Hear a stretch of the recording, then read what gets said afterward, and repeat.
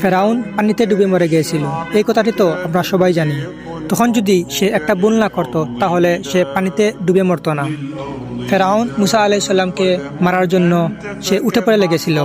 যখন ফেরাউন মুসা আলাইসাল্লামকে দাওয়া করেন তখন মুসা আলাইসাল্লাম গিয়ে দাঁড়ালেন নীল নদীর পাশে। মুসা আলাইসাল্লামের যাওয়ার কোনো পথ ছিল না। তখন আল্লাহর কুদরতি ইশারায় মুসা আলাইসাল্লাম এর হাতে একটি লাঠি ছিল। মুসা আলাইসাল্লাম যখন সেই হাতের লাঠি দিয়ে পানিতে আঘাত করেন, ঠিক তখনই আল্লাহর নির্দেশে নীল নদী দ্বিখণ্ডিত হয়ে নীল নদীর মাঝে রাস্তা হয়ে যায়।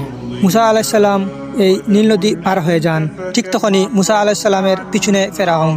মুসা আলাইসাল্লাম যখন নীল নদী পার হয়ে যান, সেই মুহূর্তে আল্লাহর ইশারায় নীল নদীর রাস্তা বন্ধ হয়ে যায়। যখনই ফেরাউন নীল নদীর পানিতে ডুবে মরে যাচ্ছিল, ঠিক তখনই মুসা আলাইসাল্লামকে 70 বার ডেকেছিল, হে মুসা আমাকে বাঁচাও, হে মুসা আমাকে বাঁচাও। কিন্তু মুসা আলাইসাল্লাম তার ডাকে সাড়া দেননি। তখন আল্লাহ তাআলা ওহী পাঠালেন, হে মুসা, ফেরাউন যদি 70 বার তোমাকে ডাকতে পারে, সে যদি একবার ডাকত, হে আল্লাহ আমাকে বাঁচাও।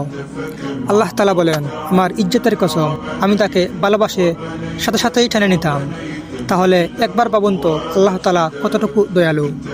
তাই বলি এখনও সময় আছে, আমরা দিনের পথে আসি, আল্লাহ তাআলার ডাকে সাড়া দেই। ভিডিওটি ভালো লাগে অবশ্যই শেয়ার করে দেবেন।